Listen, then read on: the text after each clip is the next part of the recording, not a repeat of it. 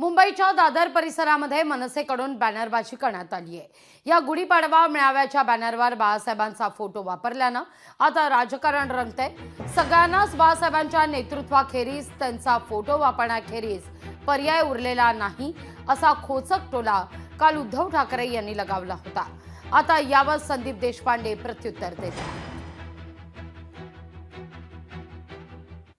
सर्वांना बाळासाहेबांच्या नेतृत्वाखेरीज दुसरा पर्याय नाही हेच त्यातून दिसतंय। आणि जर आता महाराष्ट्र जिंकायचं असेल तसं जसं गेल्या वेळेला ह्या गद्दारांनी सुद्धा बाळासाहेबांचा फोटो वापरला, तसंच सगळ्यांनाच बाळासाहेबांचा फोटो वापरण्याखेरीज काय पर्यायच राहिलेला नाही।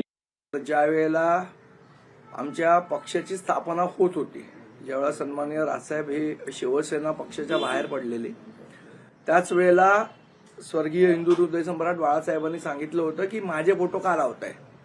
त्याच वेळेला माननीय राजसाहेबांनी सगळ्यांना सांगितलं होतं की बाळासाहेबांची जर इच्छा नाहीये तर आपण त्यांचे फोटो लावूया नको, आणि ते धोरण आम्ही आतापर्यंत पाळलेलं आहे। त्यामुळे बाळासाहेबांची इच्छा नाही म्हणून आम्ही ते फोटो कधी लावले नाही, आम्ही लावत नाही, आमच्या पक्षाचं ते धोरण नाही।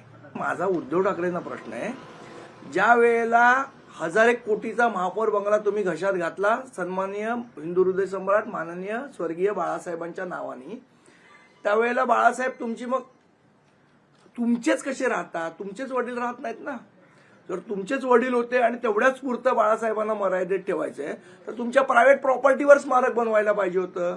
म्हणजे प्रॉपर्टी घशात घालताना बाळासाहेब देशाचे आणि एरवी फक्त माझेच वडील, असं दुटप्पी धोरण होऊ शकत नाही, हेही त्यांनी लक्षात घेतलं पाहिजे।